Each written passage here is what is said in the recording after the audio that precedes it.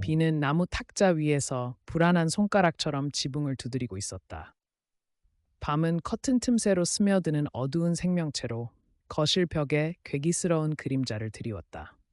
내가 가장 좋아하는 안락 의자에 앉아 책 속에 빠져들려고 했지만 글자들은 폭풍의 소음과 내 생각 속에서 녹아내리는 듯했다. 오래되고 어두운 구석이 가득한 이 집은 추억과 소름 끼치는 감정으로 가득한 미로 같았다. 바깥 거리는 젖은 얼룩이었다. 가로등의 빛은 어둠과 싸웠지만 끊임없이 내리는 비에 의해 흐려져 모든 것이 단색화처럼 보였다. 외로움은 끊임없는 동반자였고 내가 이 집으로 이사한 이후로 나를 괴롭히는 유령이었다. 갑자기 둔탁한 소리가 독서에서 나를 끌어냈다. 나는 갑자기 일어나 심장이 미친 듯이 두근거렸다. 문을 두드리는 소리가 집안에 울려 퍼졌고 예상치 못한 마른 소리에 팔에 소름이 돋았다. 집이 너무 오랫동안 조용했기 때문에 작은 소리도 증폭되어 들렸다. 나는 악몽처럼 한 걸음씩 문을 향해 걸어갔다. 시간이 흐를수록 호기심과 두려움이 뒤섞여 이상한 흥분과 공포가 솟구쳤다. 나는 현관을 통해 들여다보았지만 젖은 밤의 어둠밖에 보이지 않았다. 깊게 숨을 들이마시고 문을 열었다. 문턱에 기대어 종이 상자가 하나 있었다. 그것은 거의 내 키만큼 컸고 굵은 밧줄로 묶여 있었다. 봉투도 라벨도 이름도 없었다. 단지 베란다의 희미한 빛 아래 외롭고 수수께끼 같은 상자만이 있었다. 세상이 잠시 멈춘 것처럼 이상한 고요가 내려앉았다. 상자를 집 안으로 들고 들어가며 팔에 느껴지는 무게를 느꼈다. 걸음을 내디딜 때마다 호기심이 점점 커져갔고 그것은 내 불안감에서 연료를 얻은 불길처럼 타올랐다. 나는 상자를 부엌 테이블 위에 올려놓았고 나무가 무게에 따라 삐걱거렸다. 밧줄은 굵고 튼튼하여 매우 위험한 무언가를 가두기 위해 만들어진 것 같았다. 떨리는 손으로 매듭을 풀기 시작했다. 밧줄이 하나씩 풀릴 때마다 새로운 아드레날린이 내 몸을 타고 흘렀다. 마침내 상자가 열렸다. 그 안에는 스펀지층이 있었고 그 안에 포장된 직사각형의 물체가 있었다. 내 심장이 빨라졌다. 그게 무엇일까? 조심스럽게 물체를 풀기 시작했다. 뽁뽁이가 내 손가락 아래에서 터지며 긴장감과 대비되는 짜증나는 소리를 냈다. 그리고 나는 그것을 보았다. 손. 창백하고 섬뜩한 인간의 손. 가늘고 구부러진 손가락을 가진 손이었다. 피부는 차갑고 촉촉했으며 손톱은 짙은 빨강, 거의 검은색으로 칠해져 있었다. 목에 걸린 비명 때문에 나는 소리칠 수 없었다. 그 손은 완벽해 보였지만 손목에는 깊은 자상이 있어 마치 몸에서 잘려나간 것처럼 보였다. 응고된 피가 어두운 딱지를 이루고 있었다. 그 손을 보는 순간 나는 마비된 듯 멈춰섰다. 내 주변의 세상이 마치 슬로우 모션으로 돌아가는 것 같았다. 밖에선 여전히 비가 내리고 있었지만 그 소리는 이제 멀리서 들려오는 듯 다른 세계에서 오는 소리처럼 느껴졌다. 내 몸속에서부터 뼛속까지 스며드는 차가운 한기가 퍼져나갔다. 그것은 무엇을 의미하는 것일까? 누가 나에게 이런 것을 보낸 걸까? 수많은 질문이 내 머릿속을 맴돌았지만 어떠한 대답도 떠오르지 않았다. 단 하나 확실한 것은 내 삶이 결코 이전과 같을 수 없다는 것이었다. 밤은 길고 어두웠고 나는 그 자리에 앉아 테이블 위에 놓인 섬뜩한 손을 바라보며 시간을 보냈다. 시간이 흐를수록 누군가가 나를 지켜보고 있다는 느낌이 강해졌다. 이미 어두웠던 이 집은 이제 더욱 음산해 보였다. 이전에는 불청객 같았던 외로움이 이제는 억압적인 존재로 변해 있었다. 시간이 멈춘 듯했다. 부엌 테이블에 앉아 나는 마치 이 세상이 산산조각 나고 있는 중에 오직 그것만이 유일한 실체인 것처럼 잘린 손을 응시하고 있었다. 밖에서는 여전히 비가 내리고 있었지만 그 소리는 마치 과거의 삶에서 울려 퍼지는 메아리처럼 멀게 들렸다. 내 심장은 가슴 속에서 미친 듯이 고동쳤고 그 리듬은 귀 속에서 울렸다. 내 정신은 방금 일어난 일을 처리하기를 거부했다. 손 하나. 내 집 안에. 인간의 신체 일부가 차갑고 움직이지 않은 채 마치 섬뜩한 트로피처럼 놓여 있었다. 이성이 나에게 이 모든 것이 악몽이거나 환각일 거라고 말하려 했지만 눈앞에 있는 그 손은 그 반대임을 부정할 수 없는 증거였다. 두려움은 내 안에서 살아 움직이는 존재처럼 느껴졌고 내 뱃속에서 꿈틀대는 뱀과 같았다. 시간이 흐를수록 누군가가 나를 지켜보고 있다는 느낌이 강해졌다. 나는 커튼이 만들어내는 그림자를 바라보며 무언가가 움직이거나 일그러진 얼굴이 어둠에서 나타나기를 기대했다.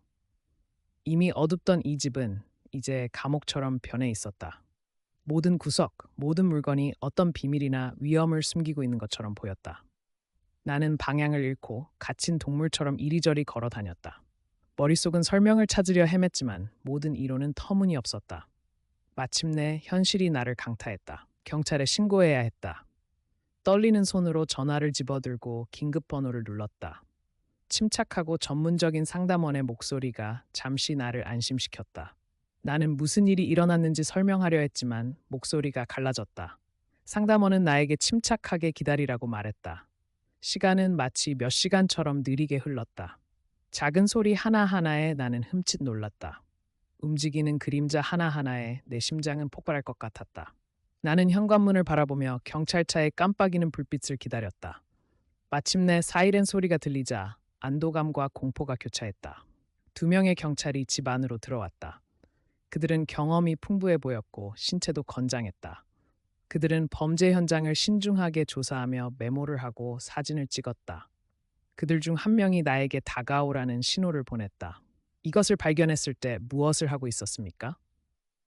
경찰 중 한 명이 낮고 무덤덤한 목소리로 물었다. 나는 무슨 일이 일어났는지 설명하려 했지만 말이 입에서 엉켰다. 질문이 이어질수록 그 끔찍한 발견이 더 강하게 기억났고 나는 금방이라도 무너질 것 같았다. 경찰은 그 손과 상자를 수거해 비닐봉투에 넣었다. 이걸 감식할 겁니다. 그들 중 한 명이 말했다. 누가 이런 일을 했는지 짐작가는 사람이 있습니까? 나는 고개를 저었다. 전혀 짐작가는 사람이 없었다. 내가 아는 건 오직 하나. 나는 지금 악몽에 쫓기고 있다는 것이었다. 경찰들은 나의 습관, 인간관계, 적이 있는지에 대해 일련의 질문을 던졌다. 나는 최선을 다해 모든 질문에 대답했지만 유용한 단서를 제공할 순 없었다.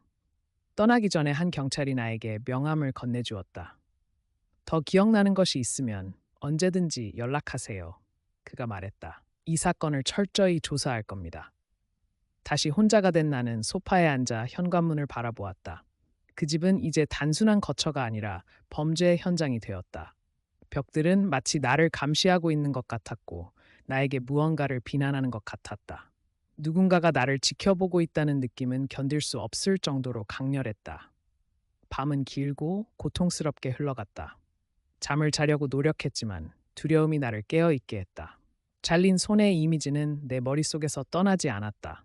시간이 지날수록 새로운 질문들이 떠올랐지만 어떤 답도 찾을 수 없었다.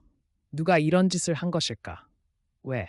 내가 이 일을 당할 만한 이유가 있던 걸까? 의심은 내 정신을 갉아먹었다. 나는 단순한 피해자이며 죄 없는 사람인가? 아니면 이 끔찍한 범죄와 내 과거가 연결되어 있는 무언가가 있는 것인가? 불확실함은 그 어떤 고문보다도 더한 고통이었다. 날들이 끝없는 밤처럼 느리게 흘러갔다. 시계의 똑딱거림이 들릴 때마다 고통은 내 뼛속까지 깊숙이 스며들었다. 경찰은 매일 집에 와서 새로운 질문을 던지고 내 집을 샅샅이 뒤져 가해자를 찾기 위해 어떤 단서라도 찾으려 했었다. 그들이 올 때마다 침입당하는 느낌은 점점 강해졌고 마치 그들이 벌써 아물어야 할 상처를 다시 후벼 파는 것 같았다. 수사관들은 전문적이었지만 그들의 눈에는 나를 불편하게 만드는 무언가가 있었다. 마치 사건 해결보다 끔찍한 것에 더 관심이 있는 것 같은 기묘한 호기심 말이다. 그들은 나의 습관, 인간관계, 두려움에 대해 물었다. 나는 모든 질문에 답했지만 그 말들이 마치 허공에 메아리 치는 것 같았다. 그들은 내 과거를 조사하기 시작했고 내가 잊고 싶어 했던 순간들을 다시 끄집어냈다. 이웃, 직장 동료, 심지어 오래된 친구들까지도 인터뷰했다. 새로운 정보가 나올 때마다 새로운 의심이 생겨났다. 과거의 누군가가 나를 쫓고 있는 것일까? 원한을 품고 있는 누군가가? 가능성은 무한했고 그중 하나하나가 점점 더 두려웠다. 손에 대한 과학 수사는 아무런 단서도 밝혀내지 못했다. 지문은 흐릿해져 있어서 신원을 파악할 수 없었고 DNA는 어느 데이터베이스와도 일치하지 않았다. 알려진 유일한 사실은 그 손이 최근에 절단되었고 크기 때문에 아마도 남성의 것이라는 점뿐이었다. 증인을 찾는 일도 성과가 없었다. 그날 밤 아무도 이상한 것을 보지 못했다. 거리에는 사람도 없었고 이웃의 집들은 어느 정도 거리가 있었다. 고립감은 점점 더 커져만 갔다. 날들은 단조로운 일상으로 변해갔다. 아침에 일어나서 커피를 마시고 경찰의 질문에 답한 후 소파에 앉아 창문을 바라보며 소식을 기다리는 시간들. 날이 갈수록 희망은 점점 줄어들었다. 반복되는 악몽이 시작되었다. 손이 살아서 꿈틀거리며 내 목을 움켜쥐는 꿈을 꾸었다. 땀에 젖어 숨이 가쁘게 깨어나면 심장은 불규칙하게 뛰고 있었다. 현실과 환상의 경계는 점점 더 흐릿해졌다. 의심은 내 마음을 갉아먹었다. 내가 정말 어떤 사이코패스에게 쫓기고 있는 것일까? 누군가가 우연히 나를 목표로 정한 것일까? 아니면 더 개인적인 문제, 내 과거와 관련된 어떤 것일까? 질문들은 대답이 없었고 불확실함은 나를 내부에서부터 집어삼켰다. 경찰은 모든 가능성을 조사하고 있다고 했지만 현재로서는 아무런 실마리도 없다고 했다. 무력감은 견딜 수 없을 정도였다. 나는 이해할 수 없는 끔찍한 게임 속에서 단지 피해자일 뿐이었다. 날이 갈수록 내 삶은 더 제한되었다. 거리에서 내 가해자를 마주칠까봐 두려워 외출을 피했다. 밤은 더욱 끔찍했다. 어둠은 내 두려움을 증폭시켰고 고독은 나를 숨막히게 만들었다. 경찰서 냉장고에 플라스틱 봉투에 보관된 잘린 손은 내가 겪은 공포의 지속적인 상징이었다. 그리고 날이 갈수록 그 질문이 내 마음속에 메아리쳤다. 누가 나에게 이런 짓을 했는가? 날들은 끝없는 악몽처럼 느리게 흘러갔다.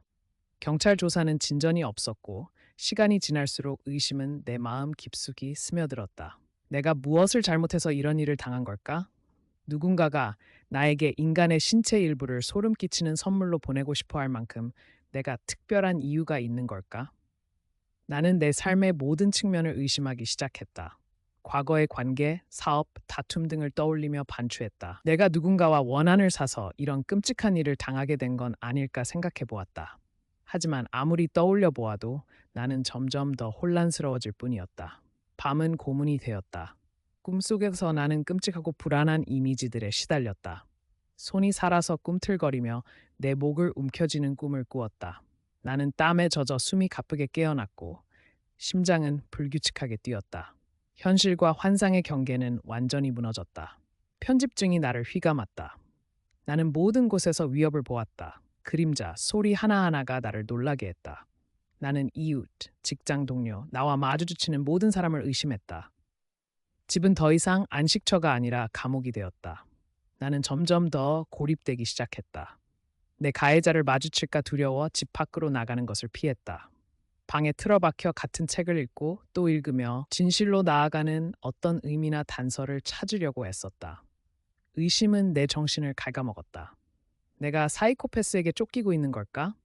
우연히 내가 목표물이 된 것일까? 아니면 내 과거와 관련된 무언가가 있을까?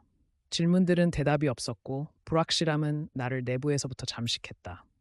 나는 모든 것이 내 탓인 것 같다는 생각을 하기 시작했다. 과거에 무슨 잘못을 저지른 걸까? 내가 무심코 누군가를 상처 준 적이 있을까? 죄책감은 내 안에서 나의 영혼을 태우는 산성처럼 나를 갉아먹었다. 날이 갈수록 내 정신 건강은 악화되었다. 불면증이 나를 삼켰고 불안은 나를 마비시켰다. 나는 집중하는데 어려움을 겪기 시작했고 생각들은 점점 더 어두워졌다. 경찰서 냉장고에 보관된 잘린 손은 내가 겪은 공포의 지속적인 상징이었다. 그리고 날이 갈수록 그 질문이 내 마음속에 메아리쳤다. 누가 나에게 이런 짓을 했을까? 그리고 왜? 고독은 나의 유일한 동반자가 되었다. 나는 불확실성의 바다에 표류하는 난파선처럼 느껴졌다. 시간이 지날수록 희망은 사라졌고 절망이 내 마음에 자리 잡았다. 날들은 끝없는 악몽처럼 느리게 흘러갔다. 경찰 조사는 진전이 없었고 시간이 지날수록 의심은 내 마음 깊숙이 스며들었다. 내가 무엇을 잘못해서 이런 일을 당한 걸까? 누군가가 나에게 인간의 신체 일부를 소름 끼치는 선물로 보내고 싶어 할 만큼 내가 특별한 이유가 있는 걸까? 나는 내 삶의 모든 측면을 의심하기 시작했다. 과거의 관계, 사업, 다툼 등을 떠올리며 반추했다. 내가 누군가와 원한을 사서 이런 끔찍한 일을 당하게 된 건 아닐까 생각해 보았다. 하지만 아무리 떠올려 보아도 나는 점점 더 혼란스러워질 뿐이었다. 밤은 고문이 되었다. 꿈속에서 나는 끔찍하고 불안한 이미지들에 시달렸다. 손이 살아서 꿈틀거리며 내 목을 움켜쥐는 꿈을 꾸었다. 나는 땀에 젖어 숨이 가쁘게 깨어났고 심장은 불규칙하게 뛰었다. 현실과 환상의 경계는 완전히 무너졌다. 편집증이 나를 휘감았다.